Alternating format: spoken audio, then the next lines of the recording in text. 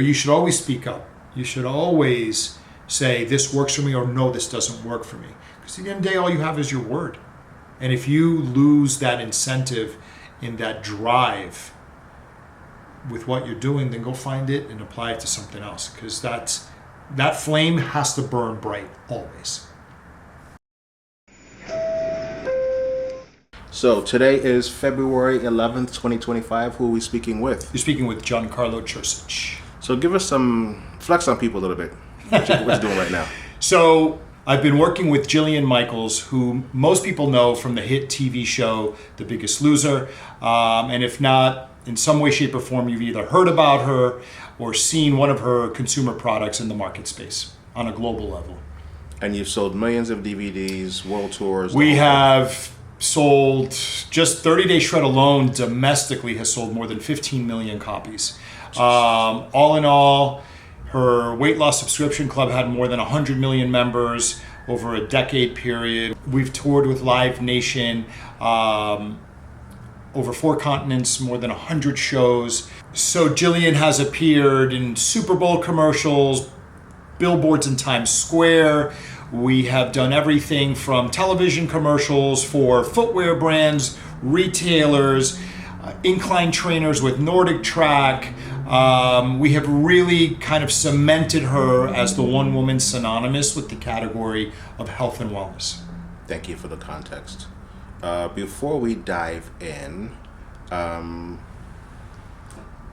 what would you say is, you've been able to replicate your success with Tommy Hilfiger, Masters at Work, and now Jillian Michaels.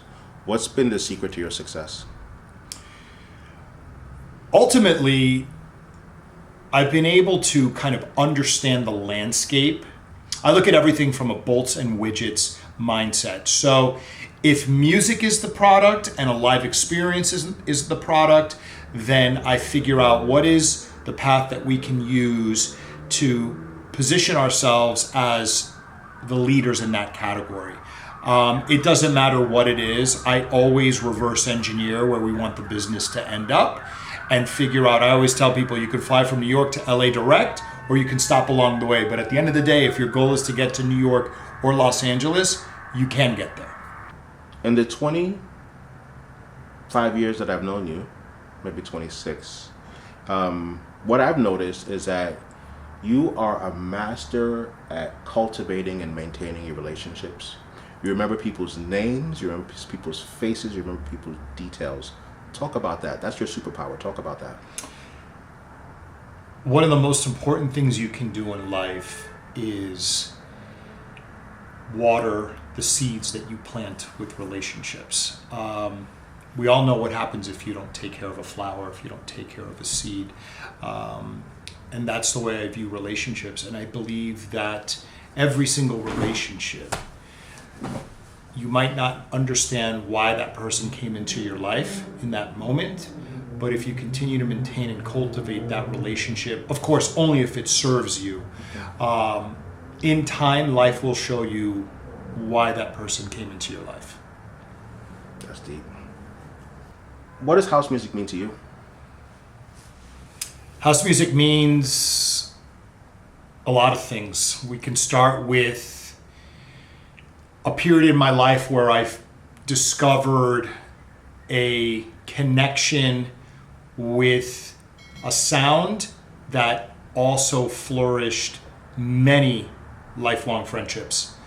And it was, at least for me, a movement that allowed me to connect with people in a way in which there was magic constantly happening.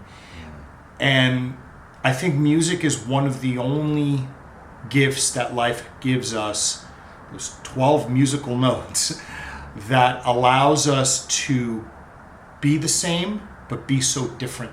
You know, music crosses religion, it crosses political affiliation, it crosses ethnicity, it crosses gender, but there's something so special about music. And when you find that common bond, you know, how many times in your life have you gone to a nightclub or an event and seen someone, you don't know their name, but you always say what's up to them. You don't know what they do, but they always, give you a pound or give you a hug and say what's up. And it's bullshit talk. It's, oh my God, how you been? Good to see you. Everything good? Yeah, great. And seldomly does someone tell you, things are not good. But it's something, that sense of community is very special. And I think house music in particular afforded me that. And a lot of the relationships that I forged in the early 90s or mid 90s, I still have today. But for that genre of music, I might not have a lot of those relationships. So today I want to go wide, and then in the future we'll go deep. So how did you get into managing Masters at Work? Tell us that origin story. The origin story behind me getting involved with Masters at Work really started back in 1995 when, for my birthday, I decided to go to the UK, and there was a club that had opened in the early 90s called Ministry of Sound. I think it opened in 1991. And I had heard about it as I had heard about places like Hacienda and other venues in the UK. There was something very special in that kind of UK garage underground scene that was happening. So for my birthday, because I'm a Gemini, I was like, you know what? Let me take a trip across the pond. And I went with a couple buddies, and we ended up going to Ministry of Sound sometime in June of 95, because I had heard that they were doing a New York underground series. And what was really interesting was I grew up in New York City and in New Jersey, and a lot of the big records in house music were from New York DJs, but they were becoming very popular, at least in the UK, early on for me. So I made that decision to go, and we ended up going to a Masters at Work party, but it was the first time that I ever saw two DJs playing at the same time. I had never seen a back-to-back. I had never seen anything like that. And there were two records that I heard that night, which still to this day, I can hear it like I'm there. It was Can't Get No Sleep, Indie Tribal Mix, and J. Ella Ruth, Keep On. And I don't know whose remix it was.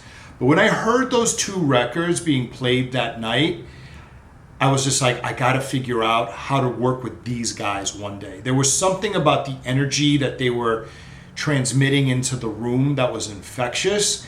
When I was in high school, I wanted to be a U.S. politician. So my senior year, second semester, I did an independent study project where I went to Georgetown University, the School of Foreign Service, and spent some time down in DC, and then I very quickly realized that politics wasn't for me. Even though I could be effective, I just knew that the structure of politics was as such that it would be more about my self-interest and not necessarily for the constituents I would be serving.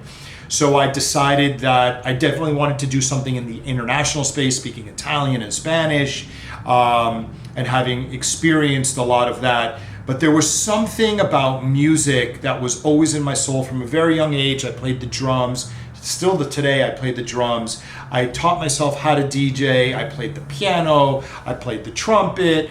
So it was just in me. But there was something about that night that kind of just made me think. I was like, wow, one day I would love to be involved in this aspect of the business. I mean, what's not to love? People are going to a nightclub to have a good time. Sonically, you're making people move. And again, you get to travel the world and see the world. So I just it planted that seed, and I figured out, I kind of compartmentalized that seed, and should that opportunity ever arise in life, I would be ready to deal with it. I love it. MAW, origin story, you hear them at the club, you're like, one day I'm going to work with them. And then tell us, how did that manifest? Tell us the Tommy Hilfiger sponsorship story. Sure. Mm-hmm. So months later, I was in the CD shop, and I think it was at Tower Records or HMV, and I saw that Ministry of Sound had released Sessions 5, and it was Masters at Work. And it was a double disc, and it was like, 6 decks, 2 mixers, blah, blah, blah. And I was like, oh my God. I was like, this was that night. Now I had, back then we didn't have phones and stuff, so I didn't have any way of capturing, and I wasn't bringing like a mini disc player into the club and all that. And I now had the ability to relive a portion of that night. It's obvious that, Kenny and Louie, went in the studio and kind of put that mix together, and then they put it out as a release, knowing what I know about the business now. But it cemented my foot. It cemented a path for me to figure out how I could integrate music, or at least house music, in what I was doing.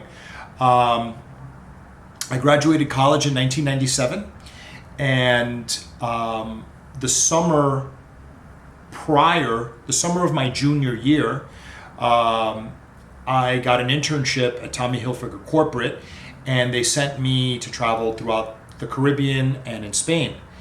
And they owned Pepe Jeans and a few other brands. And what happened was, I very quickly realized that this brand was starting to take off in the hip hop community. So I was like, wow, if it works for hip hop, I could definitely figure out a way how to incorporate house music into this. And that's what Tommy loved. Tommy loved his clothes to be for everyone. And I can tell you, early on, I was dealing with, Vibe magazine had just launched, so we were doing stuff with Quincy Jones. I'd be in the office, and remember, I was an intern still, kind of in college, my final year, but they're like, can you work 2 days a week? So I went to Rutgers in New Brunswick, and I would go back and forth on the train, and it was like, oh, today, Wu-Tang was coming in, and it was like, who from Wu-Tang? And it was Raekwon and Method Man and Inspector Deck and RZA, and we'd be like in the cage giving them product, Andy Hilfiger and I, and then it turned into this kind of revolving door where, like, I would go to Flowers and I'd meet Q-Tip from Tribe, and I'm like, yo, if you want to get some gear, come through tomorrow. I'm going to be at the office. Just ask for me and I'll take you up to the cage. And it very quickly became known that Tommy Hilfiger loved to dress everyone. So we were always working with tastemakers, and it worked both ways. Like, if I think about those days, I was given product to Evan Seinfeld, who was the lead singer of Biohazard, who also at the time started on an HBO series called Oz. It was a prison show. So we had this convergence of hip hop, rock music. All of a sudden they're like, oh, we're dressing the Rolling Stones for their tour. Oh, we're dressing Britney Spears for her first tour. So there was this constant presence of music always at the office. I met Kadada Jones. It's just, I remember Quincy put out an album called Q's Juke Joint. I remember it. And all of a sudden I met Heavy D. It was just such a fascinating, interesting time in my life. But we were touching all of the genres, except one of the genres that I loved so much was house music. And what ended up happening was I started dating a girl that worked at Strictly Rhythm. And she was like, I have an industry party to go to. And there was a record label that was about to launch called Subliminal Records. Wow. And it used to take place at a club, I think it was on 19th Street, called Axis. And that was my foray into house music. Because when you went to this industry-only party, you looked around the room and I was like, oh my God, that's Armand Van Helden. That's the Funk Phenomenon. That's the Witch Doctor. Oh my God, that's Hex Hector. I've seen him play at Café con Leche on Sunday nights or Sunday afternoons. Oh my God, that's Francois K from Body and Soul. Oh, that's Lord G. Oh, look at that. It was like everywhere you looked in the room, it was somewhere that I lost my when I saw Todd Terry. Because the only time I had seen Todd Terry was on the cover of a CD from a live mix from a club called Hard Times in the UK, and I was like, that's Todd Terry. Oh my God. And so what I did was I was like, okay, how can I connect with these guys? And one of the first guys that I met was David Morales. And I invited David Morales. I gave him my card and I said, hey, David, I love house music. I work at Tommy Hilfiger Corp. I would love for you to come by the office and just get you into some clothes. Well, you tell me who in the late 90s would not want to come to your office to get free Tommy Hilfiger clothes, right? The goose downs, all that kind of, back in the day, it was like those, like the United Color Benettons, like rugbies, that, so it is just at Hilfiger Cross. I mean, like, this is stuff that like Snoop wore on Saturday Night Live and what have you. So I very quickly, every Wednesday night, Eric Murillo would host this party, and it was a rotating guest DJs, and of course Eric would always play. And then I got to know Eric because my girlfriend at the time worked in the licensing division at Strictly Rhythm, so they were always working licensing I Like to Move It or any of the other big records that Eric had through his career. And one day I saw Kenny and Louis together, literally sitting down, and I was like, this is my chance. So I walked right up to Louis Vega and I introduced myself, and I said to him, I was like, hey, this is who I am. If there's any way that we could ever work together and Tommy Hilfiger can support you and your efforts, please let me know. And he followed up with me. And we very quickly started sponsoring a new party that he was doing at a club in New York. I think it was called, the venue at the time was called Vinyl. It was called the Dance Ritual Party, or the Dance Ritual, which I think was like on Wednesday nights, or I don't remember, Wednesday or Thursday night. Yes. So we immediately did a very small sponsorship where we basically outfitted his staff.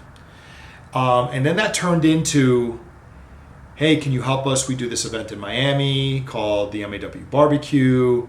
I think the venue at the time was called like Opium Gardens or something to that effect. A lot of these venues have changed name over the years. They became Naked Beach later, but yeah.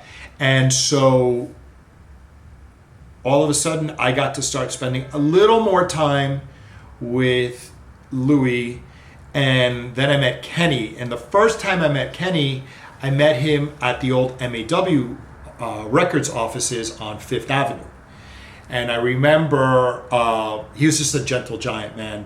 You could just tell he wears his heart on his sleeve. But you'd think he's like a tough guy, rough around the edges, but he's just such a good human being. And I remember he was I gave him a bag of clothes, and he's like, yo, why don't you come up and get some records? And I was like, okay. And he just I literally walked out with a box of like 25 records, and they included test pressings, promos, and things that were part of their library already of releases. And we exchanged numbers, and back in the day, everyone kind of had these two-way pagers. So it was more about like talking on the T-Mobile two-way than anything else. And that kind of turned into an opportunity where I saw something in them, they saw something in me. And I think what really cemented the opportunity for us to work together was I helped Louis appear in the first national television commercial for the first iPod for Apple. And I had the relationship with the agency that was booking the talent. We flew to LA. Remember, we stayed at, there was a snowstorm the night that we were supposed to fly out. We almost didn't make it, but somehow we got out. We stayed at the Four Seasons in Beverly Hills, and the next day we go downtown LA to this theater, and we're just sitting there, and it's like, we're looking around the room, and it's Chuck Berry, Barry White, the guys from Deep Dish, Louis, Cyndi Lauper, like all these different artists. And I'm like, wow, like look at this. This is every genre of music. And no one that was doing that commercial understood what was about to happen with the introduction of the iPod. Nobody in that room understood that. And I can tell you that because I think about that all the time, where I literally looked at the beginning of the end of the physical music business. And I remember Louis was taken back by the director because one of the line that Louis was supposed to contribute in the commercial was something, he had done a song or a remix called I'm Hot For You or something like that. And the director wanted Louis to say that to someone else. And it was the first time where I could see a talent being unsure of what they need to say, not being happy with what they needed to say. So I kind of very quickly needed to figure out, how do I protect Louis Vega in this situation, but also give the director what he needs and make it copacetic for everyone. So we figured that out, and on the ride home back to the hotel, Louis had complimented me and he says, hey, I really like the way you handle yourself and how you handled that. And I felt that I wanted to do something different, so I left Tommy Hilfiger, which a lot of people would be like, why would you leave, a company that I started, there was 100 employees, 300 million in revenue. When I left, it was a $3 billion company with 3,000 employees. I could have probably been a president of a division. I never really thought about it that way. I wanted to use my skill set with the passion and purpose that I had for what I was doing, and I just felt that I saw something in Masters at Work, in Kenny and in Louis as individuals, that I knew I could help them grow to new heights. And so that's what we did. I love it. I want to go back to the MAW barbecue. Tell us the David Guetta story. The MAW barbecue was fascinating. I remember it was 2000. And it was always one of the most sought after day parties to attend. The music was always incredible, and the curation of the event was always so spot on. Louis and Kelly really knew what they were doing. But the venue is the venue, and there's only so many people that you can fit. The magic of the Winter Music Conference back in the day was that's when people would get promo records or test pressings from the artists. Like, everyone would come prepared. They'd probably bring 200 of this or a sampler or what have you. So if you were able to get this record or that record, you were banging it the rest of the week. It kind of set you apart from everyone else. And I remember that particular day, Thomas from Daft Punk, David Guetta. And David Guetta, if I remember correctly, I already knew him from Le Bandouche in Paris because I think he was the club manager or the resident DJ. So back in the day, we all used to travel with crates of records. And I mean, like, the stories of, like, getting to a certain destination and your records don't show up. I mean, everything that could go wrong when you're a touring DJ, especially when you have, these crates of 12-inch records, would happen to us. But I remember this particular day because we were at capacity. And I just remember looking outside, because I would always, during the party, I would be outside making sure that the line was working, that we were collecting the money, and I would pop in and out. And I just remember seeing Thomas from Daft Punk sitting on the sidewalk. And I'm just thinking to myself, I'm like, oh shit. So I went up to him. I was like, are you waiting for someone? He's like, no, I just couldn't get in. They said it was at capacity. I'm like, come with me. And I brought him straight to the DJ booth. But, homework had already come out. They were already, quote, the robots, or they were about to become the robots, right? Because I think that happened in 2001 with Discovery or what have you, with that album. But it was just so crazy when I think back to those times now that, David Guetta, I mean, he's one of the biggest artists in the world. But these guys always paid homage to Kenny and Louis because they were so important, as was, Frankie Knuckles and David Morales and Todd Terry. But there was something very special about Kenny and Louis and what they were doing. So for me, I always wanted to, I was an extension of them. So I always wanted to make sure that the people that they knew directly or indirectly would be treated with respect. So that's what I did. I love like, come on, bro, let's go. I got you. I love that. I love that. Tell us about some of the projects you worked on at MAW. From what I remember, there was a MAW Electronica project. You were also looking to do cross collaborations with artists that were not in the house music scene. Talk about that. Sure. So, in the mid '90s to late '90s, the remix business was massive. Kenny and Louis were really at the tip of the spear, commanding big money to do remixes for artists. But when you look at the longevity of that business with technology and everything that we know today, I had the forethought to say this business at some point will dry up when record labels no longer see the value in paying top dollar. And where do you producers, because to me, Kenny and Louis were not remixers. They were producers. They were composers and they were producers. And if you look at their repertoire of music and their catalog, the amount of music that they put into what they put out there, yeah, other people you could compare, but they were sonically on a different level.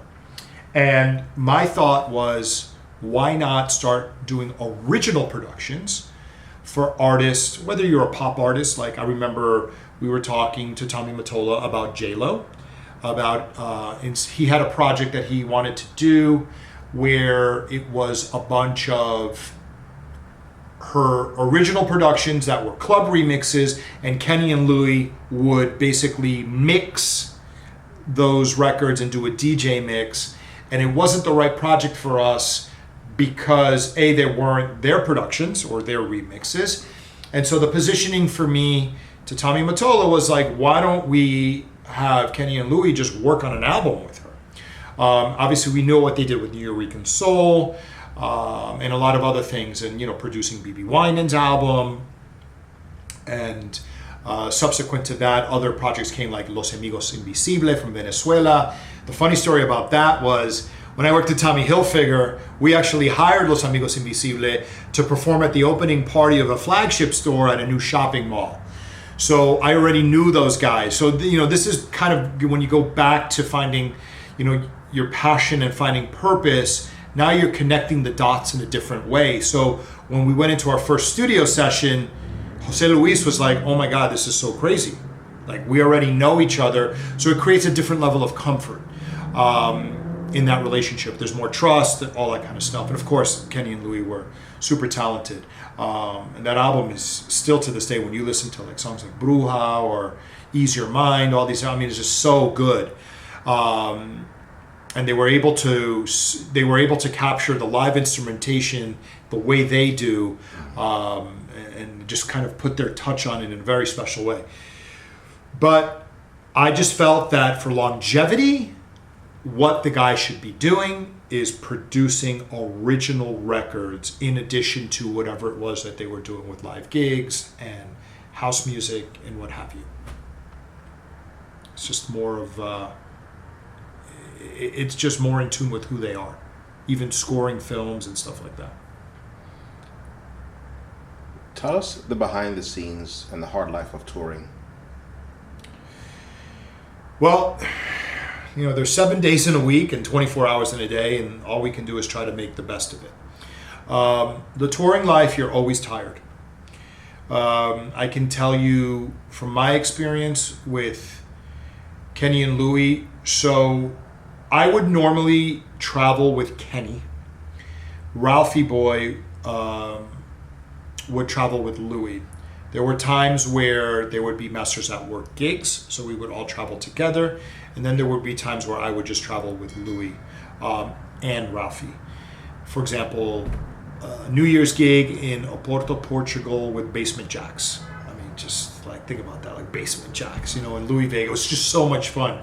But the touring life is hard because The guys would work long hours in the studio. So let's say we were in the studio Tuesday, Wednesday, maybe part of the day Thursday, catch an evening flight to Europe so they could play on a Friday, Saturday, and then fly back Sunday, or sometimes do a Sunday party and fly back Sunday night or Monday morning. You only really have one day of rest. I remember one time Kenny and I got on a flight from Athens, Greece to JFK directly, and we both woke up after a 12-hour flight. We never woke up during the flight. We literally woke up when we were landing. That's how tired we were.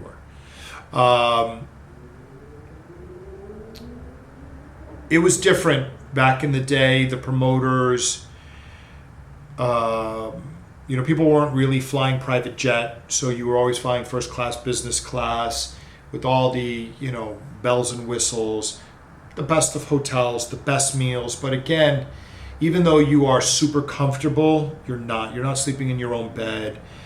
Your ears take a long time to recover. Back in the day, I wasn't wearing earplugs. I do now. But it's exhausting, especially, if you're trying to start a family, have a significant other, you're on the other side of the world. And, the European gigs were easy if you were in New York. But when you start going to South Africa and Asia and Australia, you're out there for a couple of weeks at a time. And you got to make the routing work. It's got to make a lot of sense financially. And, things that you wouldn't even think about, like what happens if you get paid in cash at a gig and you're only allowed to bring so much money back into the US, and there's all these different things. You lose your records, you lose your bags, you get sick on the road. I remember we went to South Africa the first 3 days. I was stuck in my hotel room because Kenny had the brilliant idea. He's like, yo, let's go eat at this spot. And the guy gave me some monkey gland sauce on a steak, and I'm not used to eating that. And I literally was just so dehydrated from all the nausea that I had that they had to send a doctor up to give me an IV. That's how sick I got. But, on a 7-day trip to South Africa, the first 3 days, I couldn't even leave the hotel room. But that was a fun trip. We went to, a safari in a reserve. Now it's really funny to be, all of a sudden see like a Kalahari lion coming up to the truck and Kenny losing his mind. You know what I mean? He was like this big tough guy from like Brooklyn, and all of a sudden, a lion, the guy's going, he's like, oh, the Kalahari lion can carry 80% of its body weight in its mouth and jump over a 12-foot wall. And Kenny's like, yo, we gotta go. It's like you get to learn so much, and you get to create these memories that, even when I talk to Kenny now and I'll just remind him of stuff, he goes, oh, I don't even remember that. Because there's an abundance of good time. But it's also very lonely. God forbid you shouldn't be getting along because something didn't go right or the promoter fucked something up. And, the dynamic is tough, and you're on the road and you got to make it work. And, just because you're on the road doesn't mean that everything at home, we still had the record label, we still had employees, we still had engineers, we still had timelines. There was a lot of things. And so it's a lot to juggle when you're on the road. So as glamorous as people think it is, it's an exhausting task. And as you get older, especially, longer to recover for sure. And that's not including the drinking that you do on the road. Talk to us about the Estee Lauder commercial you wanted to do. So this was prior to me working with Kenny and Louis, but I was working in the licensing division of Tommy Hilfiger, and one of my responsibilities was working with Aramis, who was the licensee for the Tommy Hilfiger cologne business and the beauty business that was owned by Estee Lauder. So they had decided that they were going to launch the second fragrance after the very successful Tommy and Tommy Girl. They were going to launch a new fragrance called Freedom. And my girlfriend at the time that I mentioned earlier worked at Strictly. And Strictly Rhythm had an artist by the name of Black Magic, and they had a song called Freedom. And I thought that would be the perfect song for the campaign. Just the vocal hook made a lot of sense. So I let Tommy hear it.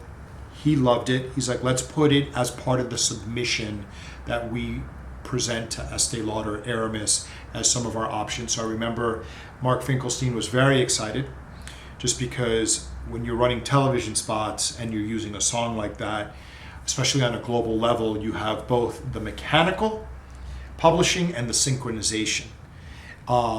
And so if they were to pay you $2 million on this side of the equation, they also would pay you $2 million on that side. So I did everything I could to get that to committee.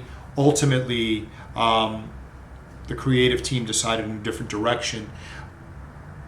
But it showed me that my input was appropriate. It showed me that my vision was appropriate. And imagine how great that would have been for that artist and Strictly Rhythm if that would have happened. But we see it today in television commercials, right? Like how many times have you heard, like the US Postal Service uses "I like to move it," or you hear the Kia Soul with the little like that, I don't know what they're called, little chipmunks. Mm-hmm. They're using dance music. I mean, it's now everywhere. So back then it wasn't necessarily happening, but that's where my mind was going. So while you were working with MAW and growing and scaling the brand, talk to us about the changes that were happening in the industry around them. So what I noticed when I was working at MAW, that primarily the business was a record label and two artists, and both artists as individuals had a lot of commercial success. One of Kenny's biggest independent successes was the Bucketheads. These Sounds Fall Into My Mind, which have been reimagined as early as, I think, 2 or 3 years. It was trending on TikTok. Another artist had re-released it and credited Kenny as one of the main artists on it. I did see that the business was shifting away from the physical with vinyl to more digital, and with the introduction of the Apple, the iTunes music store, we kind of started getting away from the tangible physical things that you can touch, and everything started moving into convenience. Well, the problem was that the music industry was no longer in control of what was happening in the music industry, and it became technology companies were the ones that were in control of it. So I wanted to figure out things that we could do to assure ourselves that there was a path forward, because no matter what, when you have a studio and you're making a record, there's a true cost associated. And a lot of the productions that Kenny and Louie would do had live instrumentation, live musicians. So these are not, it's all changed. Back in the day, the guys would get sent 2-inch tape or files, and then they would do a remix or they would do a production. But nowadays it's gotten to a place where you don't even need all of that. So I just wanted to figure out a way on how we could work to make ourselves relevant in kind of the new world order, and also the change of the guard, right? Because if you think about what was happening back in the day, was you either had an A&R or a promotions person that was a fan of your work. And if that was the case, then that label would give you work. And the house side of the business, you started seeing labels be born that just started getting major distribution, and the model shifted from we want it to sound a certain way to we need to make it more commercial sounding. So the notion of underground was starting to erode. And then there was, for me, I never kind of understood it because culturally I didn't get that purity. Like, look, you're in business to make money, and if you are not compromising the quality of your product and you're putting your best foot forward, then that's what you do. one of the things I asked the guys to do was, I think we should do an electronic project. Everyone saw the commercial success of Daft Punk. And I said it would be really interesting if you guys took a stab at that. So the first single that they did was a song called Trans, which was really, an ode to Trans Europe Express by Kraftwerk. And I remember the first night that Louis tested it. We were in Washington, D.C. I do not remember the name of the club, but I happened to be in the middle of the dance floor, and I just saw the room have a different reaction because it was a different sound that came out of the speakers that Louis was playing. And I said, you guys are on to something. I had asked Louis and Kenny to allow me the opportunity to talk to Global Underground that was putting out really interesting, compelling DJ compilations with Sasha and Digweed, Deep Dish, I think Steve Lawler, names that were not in their specific genre, but really, Carl Cox, like really having an impact in the U.S. market as well. And I even think it might have been, I think Danny Tenaglia had done one early on as well. And I said, what if your Global Underground participation is you play Deep Dish records and Deep Dish plays your records, but edited and remixed by them. There was an initial interest, but again, there's only 24 hours in a day, 7 days a week, and that project necessarily did not serve Kenny and Louis at the time, the way I saw it. And again, that's the thing, right? So when you run a business or you manage individuals, I always tell people you can't want it more than they do. So if they're not seeing what you're seeing, that's not right or wrong, it just is. And to be a good operator, to be a good manager, you need to also be able to actively listen. And just because you have an idea and it doesn't happen in the moment, it doesn't mean you can't revisit that idea. And we know that if that project would have come out, I already had the party figured out. I was going to do it in Miami at Cameo, and there was just so many. I kind of like wrapped it in a bow for Global Underground, but it just wasn't meant to be. It just wasn't meant to be.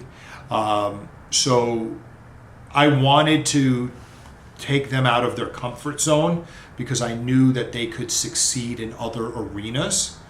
And look, those two guys still to this day in 2025 are very relevant. And it's amazing because I was a part of their history for a small period of time. But they're definitely, pound for pound to me, they're two of the best guys out there. Now, following MAW, there's another dynamic duo, the Martinez brothers. Talk about the convergence of social media and their rise. So, after leaving the music business and kind of doing the Hollywood thing and being involved with my business with Jillian Michaels and managing Michelle Rodriguez and all the different things that I've done, during the summers I still go to Ibiza. And I remember it was 2017 and I was catching a flight from Barcelona to Ibiza, and sitting next to me were the Martinez brothers. We had, it's a short flight, but we had a great conversation. And I remember their jaw dropped when I told them I used to manage Kenny and Louis. They're like, what? So they had all these questions.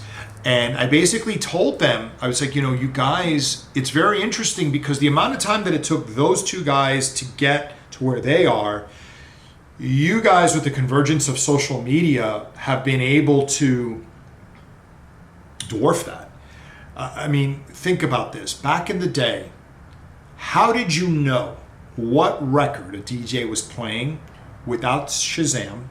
If you didn't know the DJ, if you didn't have the ability to be in the booth, if you didn't know someone, if you didn't live in a market where you had Fill It Dance Tracks or Satellite Records or 8-Ball Records or any of the shops that were in New York City, there was no way to know what a DJ was playing because it wasn't being played on the radio. And if it showed up on a compilation or it was licensed by, I remember I would literally ask DJs, I'd say, hey, I remember I asked, I think it was Harry Choo Choo Romeo. He had played a record and I asked him, he goes, oh, we're going to actually put it out on Subliminal. We're licensing it. So that's how I knew, because back then, unless you had that hookup, there was no way of knowing. But what these guys were able to do, and others before them, as social media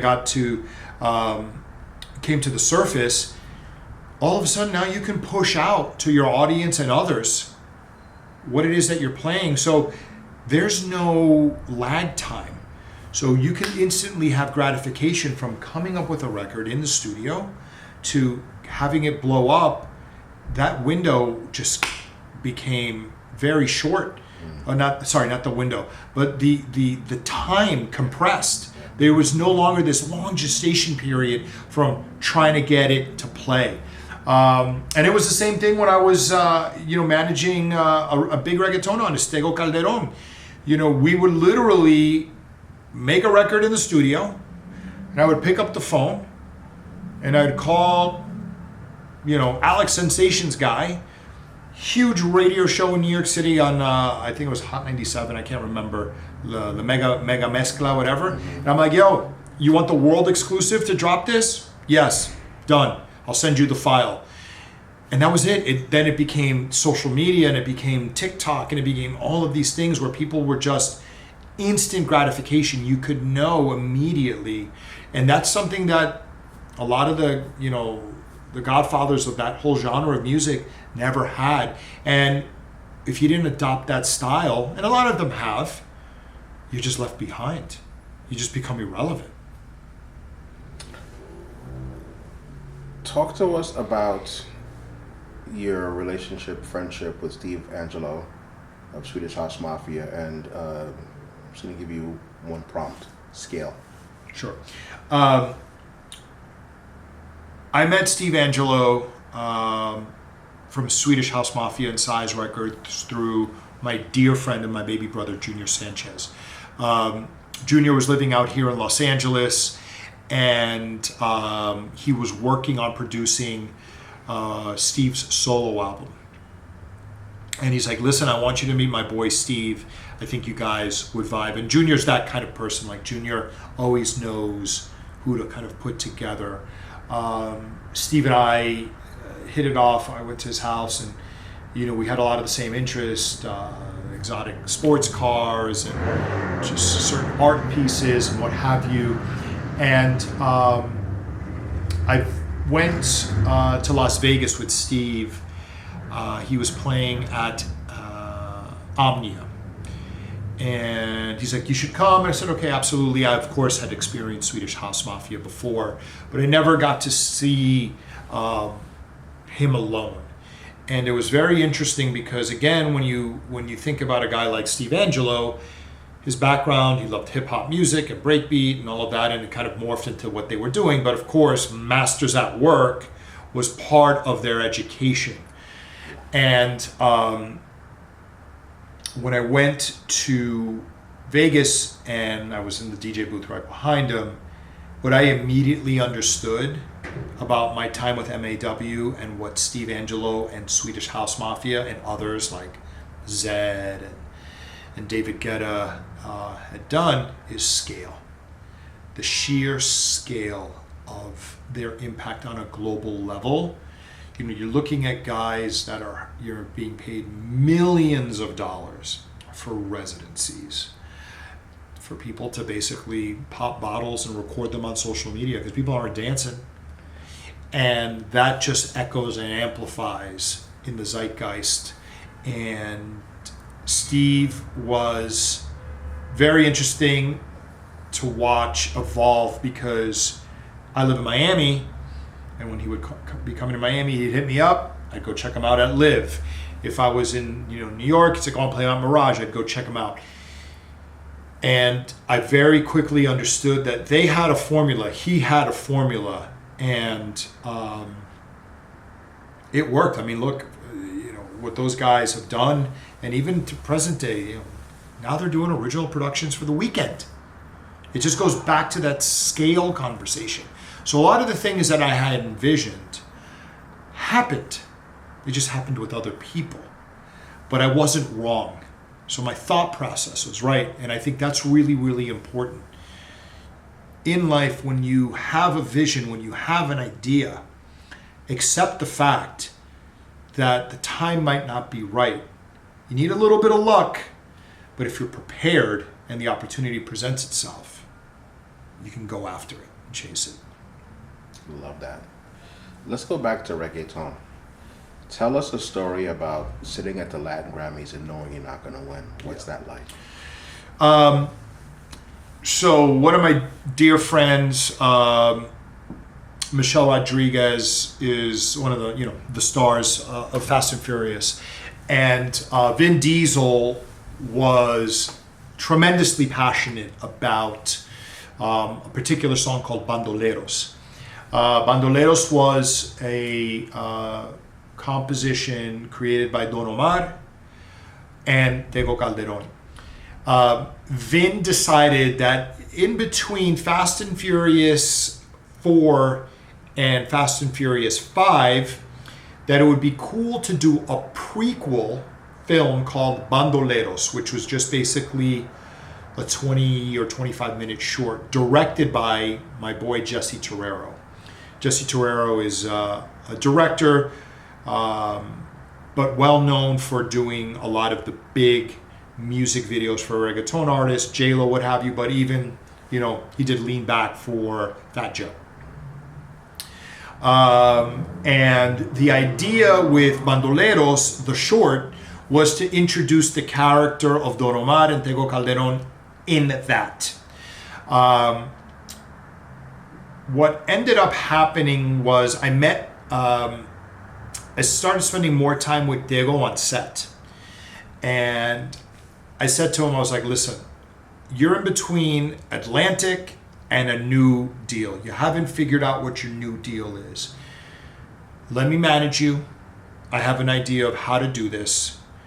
I can take this opportunity and I can make it into something bigger, but you got to follow my lead. And he's like, okay, let's do it. So I flew to Puerto Rico, sat down with him, his wife, his sister. I tried to get an understanding of what was going on, and I looked at kind of the landscape of what he had coming. I said, we should submit this album to the Latin Grammys for consideration. And this was an album that was already done, but since he stopped working with Atlantic, they weren't pushing it. So we got them to push it, and part of the condition for being accepted was we needed to be at the Grammys, and we're sitting front row at the Grammys. It became very apparent when we're at the Grammys, sitting front row, that he was not going to win. And I don't remember exactly what it was that happened, but someone said something to him during commercial break when we went backstage to get something to drink and come back out, that they knew he wasn't going to win. And literally they announced the category, they play his music video, and he looked at me and he's like, we gotta go. So here I am. I know I have a commitment to the Latin Grammys. I know they're gonna do a TV shot. And what was more important in the moment? The TV shot or preserving my relationship with the talent, knowing that he didn't want to be embarrassed? So we got up and we walked out. We went backstage and then we took off. Now, what that turned into was he now has a featured role in Fast and Furious 5. And Kathy Nelson from Universal Music calls me and she says, listen, we hired Pharrell to do 2 songs for the movie. And we want Tego to be on one of them. One of them is going to be Pitbull. The other one is going to be Pitbull and Tego and Don Omar. So I said, great. So I said, when is the studio session? She's like, this is when we're doing it. This is when Pharrell plans to be in LA. I said, all right, I got to get him from Puerto Rico to LA. So we figure that all out. We get to the studio session. I get to the studio session an hour and a half, 2 hours before Tego gets there, just because I kind of wanted to talk with Pharrell, kind of understand what the vibe was. I wanted to hear the track. Now remember, you're walking into the room with Pharrell from the Neptunes. Tons of hit records, pop artists. He had already done Hella Good for No Doubt, produced that album. So you're literally sitting down with a master. But I got a guy now that I'm managing that is used to being a big fish in his own pond. And I got to get him to take direction from this producer who has a vision. So I remember Pharrell sat us down and he's like, this is what I want. Enter Pitbull. Armando, that's his name, Armando, gentleman, professional. I watched him write. I got his whole flow on how he does stuff. I mean, he literally would go in the booth, stack his ad libs, all these different things. And he literally laid the foundation for then Tego to do his verse. I'm going to let you hear the song when we're done. I think the song was called She Slip, You Grip, something to that effect. It was part of the Fast and Furious 5 soundtrack. But I remember that during the creative process, Tego got stuck. He was trying to do something the way he was used to doing it and wasn't taking Pharrell's direction. And all of a sudden, I don't want to call it a tantrum, but there was oh, I don't want to do this. And I was like, Pete, give me a sec, and I just said, look, Papa, I was like, this is not that difficult. Just do a Spanglish rap. Think about the cue words that could make something work, and just listen to what Armando did, and just build it off there. Cut to, boom, boom, boom, boom. He's writing. Meanwhile, he's writing in another room, and Pharrell's like, yo, listen to this track I'm doing for Busta Rhymes. And I was just like, what? So I was like, dude, this is crazy. Crazy. It's like the time I was on tour in Japan, Jay-Z was on tour in Japan, and I went, and we're in the green room because I'm friends with his wellness coach, and he's playing us Monster with Nicki Minaj and Kanye and Rick Ross before it came out. I literally heard 20 songs that came out a year later, 2 months later, and I'm just like, this is insane. You don't realize in those moments that you're part of something that's so special, and I never took anything for granted. But to then hear of the 20 songs that I remember, 5 or 6 came out, I was like, this is insane. To close on a positive note, Tego comes back in, and Pharrell loves what he recorded. But it was just being comfortable with being uncomfortable. When you're talented, when you're gifted, it's okay to be out of your comfort zone, because the skills that you have bring you back to create greatness. It doesn't matter if you're a business guy. It doesn't matter if you're an artist. You're not supposed to know everything. You should wake up every day and want to learn something.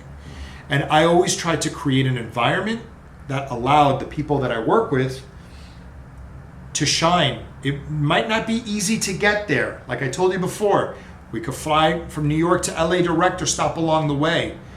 But if you're able to listen and actively listen and know, you can't have an attitude when you're in this business or any business, it's either my way or the highway. You can't do that. Especially with creative people, they're sensitive. They're insecure. You got to read the room. You got to know. And sometimes it's just not going to work out. And that's okay too. So you can never want it more than they want it. And if they don't want it, you just have to respect that. How did music change the dance? How did Zumba change the dance music industry? So one of the interesting things that I learned while I was in the fitness, or while being in the fitness business, is I got to become close with the CEO and co-founder of Zumba, Alberto. And what I very quickly learned was, once they got to scale, you're talking about 14 million people a week around the world taking a Zumba class. And the name Zumba actually was born from an idea where Beto liked rumba and salsa, and they put the two together and they just made up this word Zumba, because it doesn't mean anything, but it's those two words kind of put together.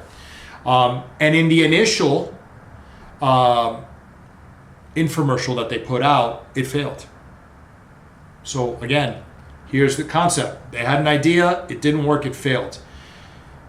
But the Zumba that we all know today, what is it? It's choreography that is created by the Zumba team, that is then sent to an instructor, which is basically a business in the box model. You pay to get certified to become a Zumba instructor, and then you pay a monthly fee. They give you basically a certification, and then whether you live in a gated community or at the YMCA, if you're an instructor at a gym, you can teach Zumba. But what is the one integral part of Zumba? Is music. So essentially they became a record label and a radio station. So what they started doing was reaching out to artists and saying, hey, Wyclef, we have 14 million people a week that take our classes around the world. We can offer your new song or an exclusive production, or we get it exclusive for a period of time, to our instructors as part of the monthly choreography that we're going to send out. Well, shit, if you're an artist or an artist manager and you have 14 million people taking a class, that's a real number. That's back to that scale comment that you and I have talked about before. So, today you have all of these artists that have made music for Zumba, whether they've made it as an exclusive release or they've licensed it to them, but they've basically given them the ability to market their music. And now all of a sudden, if you have 14 million people taking your class or classes around the world, well, typically choreography is not learned in one class. So they do it multiple times. And then what happens? They get out of class, they download your song on Spotify. They stream your song on Spotify. They download your song on Apple Music, or they stream it. They listen to it on YouTube, however they can find it. And so now you're creating another impression pool. But it's brilliant if you think about it. I think the New York Times actually wrote a big article about Zumba being a radio station or a record label. Wow. We hung out with Junior Sanchez this week. Saw his gig here on the West Coast. What's it like to watch his growth and evolution as an artist, working with so many different genres? Junior is, there was a period of my life where I watched Junior from a distance, because he was younger than me, so we weren't in the same circles. But, he's a very close friend. I'm the godfather of his son, Lyric. He is so talented. This is a guy that has an ear for every genre of music. We were in Atlanta during the pandemic. We were at Dallas Austin's home, at his home studio, working on Junior's album that's currently out now. And his ability to not only do what he does, but take input from a producer like Dallas, who we know from TLC, Madonna, Belle Biv DeVoe, and adapt that, is fascinating, because he's not afraid to experiment. He is not locked into a formula. And the fact that he gets up Monday through Friday, takes care of his, getting his kid to school, doing all the family stuff, and then he's in the studio from 9 in the morning to 4 p.m. like a job. And I speak to him almost every morning. I go, what's on the plan today? He's like, today I'm going to be creative. Today I'm going to mix this record. Today I'm going to master this. Today I'm going to remix that. And he's constantly, today I'm going to work on art for this. There is not a day that doesn't go by where he is not working towards his craft. And that type of discipline and that type of devotion is infectious. He really, when you think about it, when you are an artist, when you are a producer, when you are a songwriter, I remember he was doing a remix for Azalea Banks. And I was like, what is that? And he's like, oh, it's this. Or he has an alias that he does records under called IMUR. It's like, we got to find it, but it's like IMIIRU. So there was a song, a YouTube video of a grandma saying, I'm in love with the cocoa. And Junior chopped that up and made a house record with it, which is phenomenal, with an insane drop. He used elements of percolator in it. But I mean, his creativity is just, it's just, would you like, where are you getting this from? But the thing is he knows music so well that it just happens. It just happens so naturally for him. He knows how to produce vocals. I'm like, what are you doing today? He's like, oh, Maya's at the house working. I'm like, Maya from back in the day? He goes, yeah, Maya from back in the day. I mean, it's just amazing. He used to produce rock records, Katy Perry, Good Charlotte. There's a song that's on YouTube that never came out, but they shot a music video for it called Elevator. It's Junior Sanchez featuring Good Charlotte. I mean, it's just, I just love that he just knows so much, and he's just not caught in this one thing.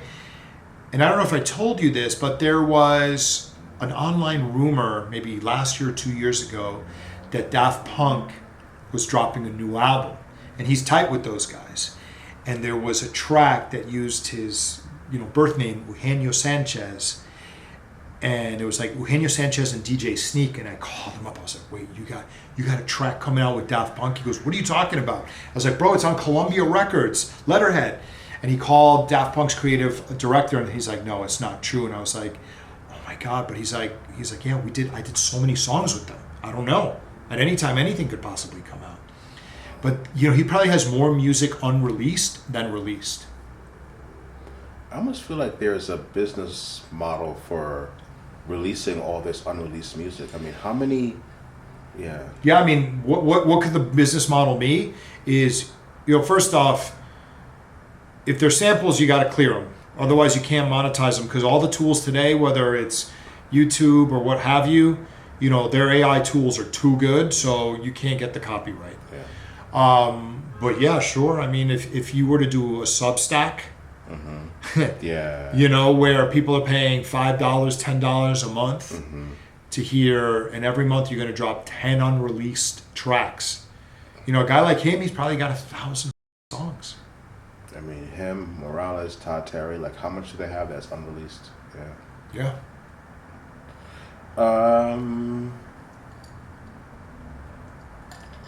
One of the things, talk about a topic of one of the biggest lessons of that the people that you help succeed don't want to see you succeed.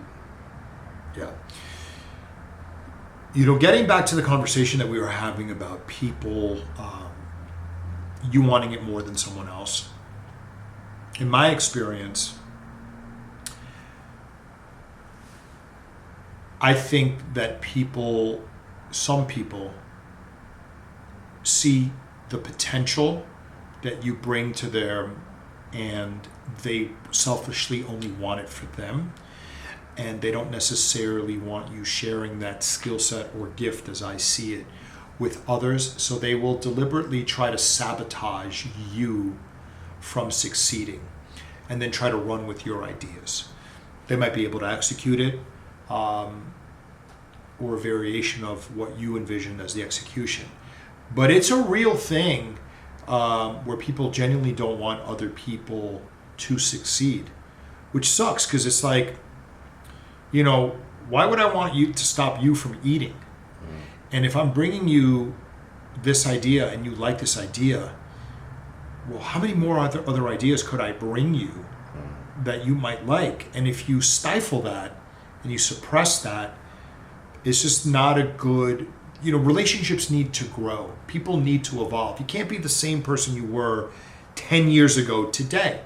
And if you are, then I'm sorry for you, but you haven't done your part in growing. Every day in life teaches us something different. And I just think that you have to, for every one door or one window that closes in life, 100 more will open. You just constantly have to be in tune with what your reality is and make sure that you are not allowing people to stifle your creativity. And creativity doesn't mean that you're an artist. Creativity could be the way you envision a deal, the way you envision executing, the way you envision presenting this conversation to someone. But you should always speak up. You should always say, this works for me, or no, this doesn't work for me. Because at the end of the day, all you have is your word. And if you lose that incentive and that drive with what you're doing, then go find it and apply it to something else. Because that flame has to burn bright always.